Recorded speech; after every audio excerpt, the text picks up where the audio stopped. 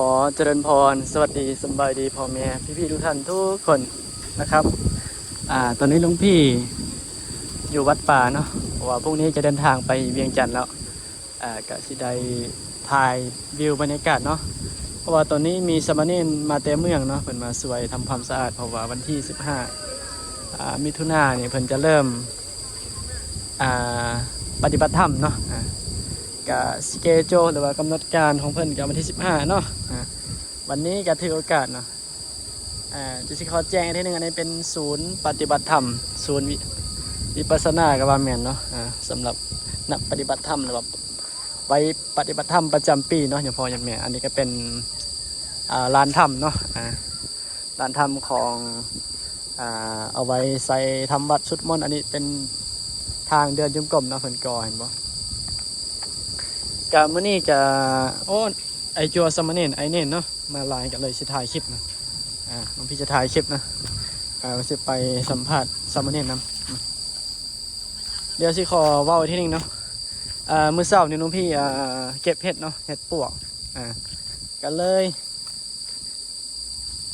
ได้สั่นเห็ดปวกเนาะตอนเพลนนะมันออกติดข้างกุฏิของลุงพี่เนาะลุงพี่อีกรูปหนึ่ง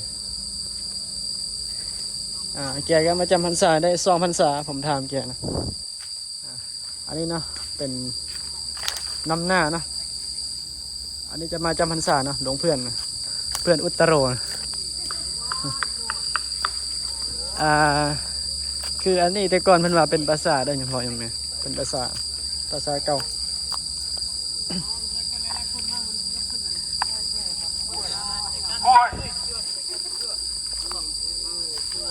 อันนี้แกเชื่อมาวัดเดียวกันบ่อ๋อจะเห็นอยู่มอได้ละจ้ะ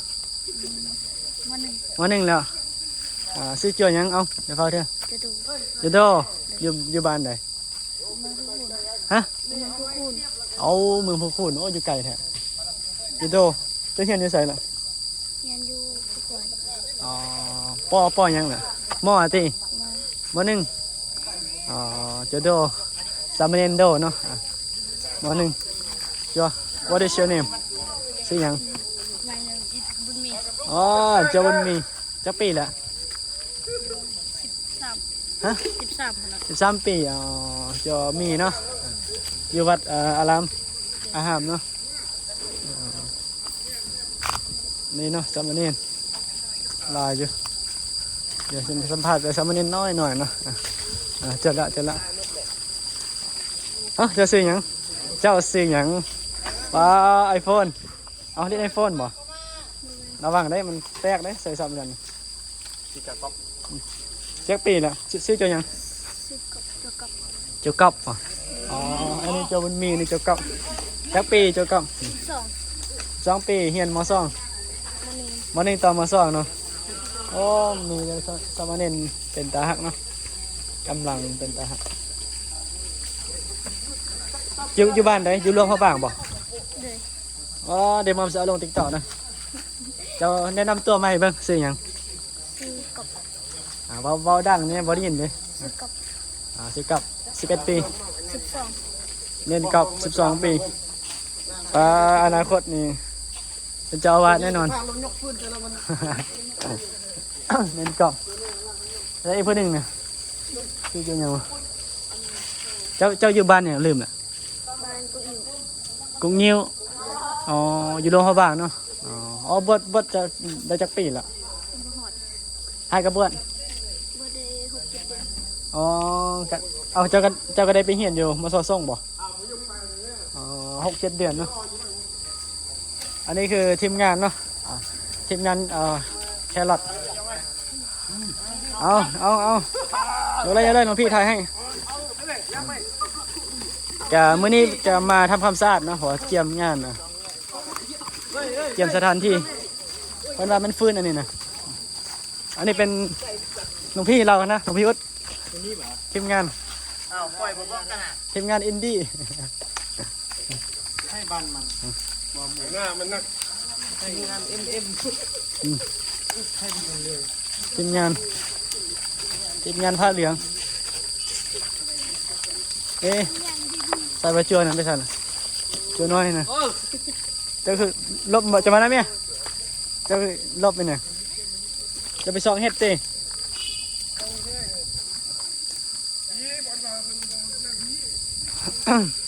มานี่เจ้ามานี่เนี่ยวันนี้สวัสดีสบายดีซื้อเจ้าหยัง ต้องใส่ ฮะซื้อใส่ ต้องใส่ ซื้อใส่จักปีละเนี่ยยุ่งไรเถอะฮะ 13 13 ปี13 ปีเฮียนอยู่ม 1 1อยู่บ้านใด ต้องใส่ น้องใส่ไตเพิ่นน่ะ เนี่ย เนี่ยได้จักปีละ 3 เดี๋ยวมอมลืมว่าถ้ามันบวชได้จักปีละ บ่ฮอดเทื่อ อ๋อห้ากับบวชได้7-8 เดือนอ๋อเฮียนอยู่ม.2เนาะ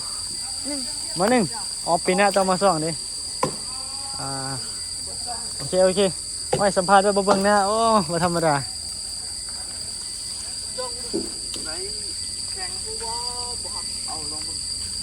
นี่เนาะทีมงานวัดอารามอารามวะอารามกับอารามอาหารภาษาลาวนะอารามภาษาไทยรามอันนี้เน้นเป็นมาเรียนหนังสือเนาะแต่อยู่บ้านนอกบ้านนานี่แหละต่างคนกับต่างพ่อต่างแม่ต่างบ้านต่างคนก็มาต่างอำเภอต่างเมืองเนาะแต่ยังเป็นจัวน้อยอยู่เนาะจัวน้อยเรียนน่าจะเรียนบางคนก็เรียนม.1เนาะบางคนก็เรียนม.1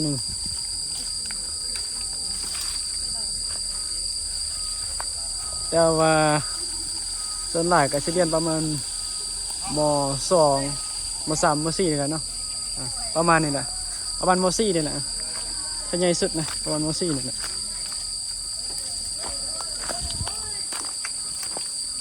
อันนี้เนี่ยเพิ่นให้มาเก็บพวกนี้แหละเอาแบบนี้นะบอกเอาว่าเพิ่นจะปฏิบัติธรรม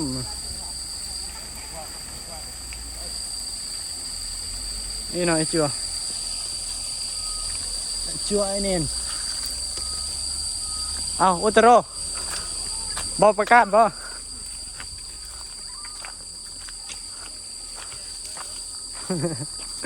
เอาแล้วเลยโถจับกันเยอะแล้วเลยอันนี้เรา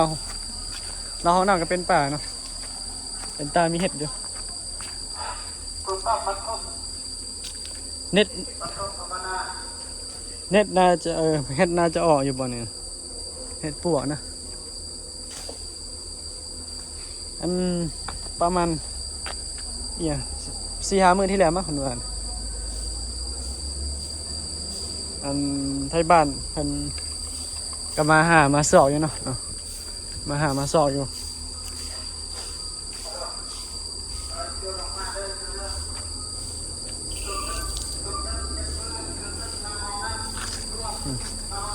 เห็นไหมเริ่ม เริ่มประกาศแล้ว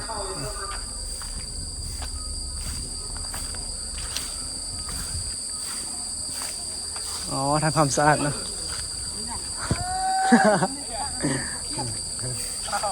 อยู่กล้องแล้วอุตาร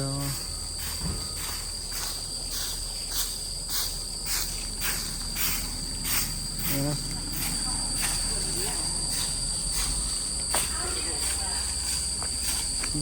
Bluetooth แต่ก่อนเป็นภาษาเนาะเดี๋ยวเจอหน่อยมาแต่ไกลเลยจัวนี่นะ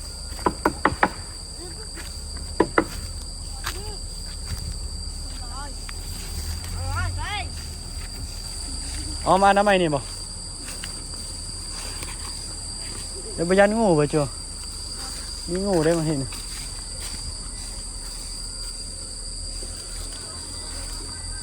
จัวบนมีสิโมเมนต์เลยอันนี้จัวบนมีเนาะอันนี้จัวยังมาลืมเลยฮะอ๋อจัวกลับเลยกลับ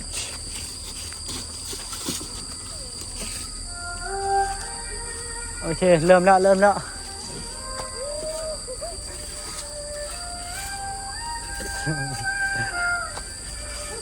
เริ่มแล้วธรณีกันแสง เอาหัวจักอยู่บ่หัวจักอยู่บ่อ๋อหัวใจนะอุตรโรนนะสายเด็ดหัวดองมีเพลงเพิ่นมีเพลงเด้หัวจักอยู่บ่ มีจิ๊กจับ นี่เนาะหลวงพี่เพิ่นก็ประกาศบอกจั่วเนาะบอกจั่วบอกนี่น้อยหลวงพี่ก็สิขอเบื้องส่งนี้จะได้ปิดคลิปนะเพราะว่าจะช่วยเพิ่นเคลียร์ขี้เหงื่อนี่ล่ะแต่ว่าเนี่ยคือวันนี้ล่ะเอ้าหมด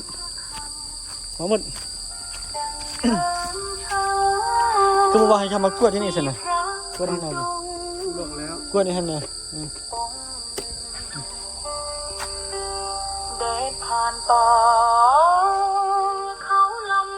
เพลงเพิ่นตัวนี้ว้าธรรมดาตัวนี้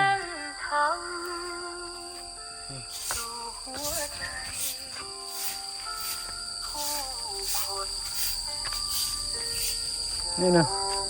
มาเกี่ยมมาหน้าใหม่จะเพื่อเพิ่นจะมาปฏิบัติธรรมเนาะ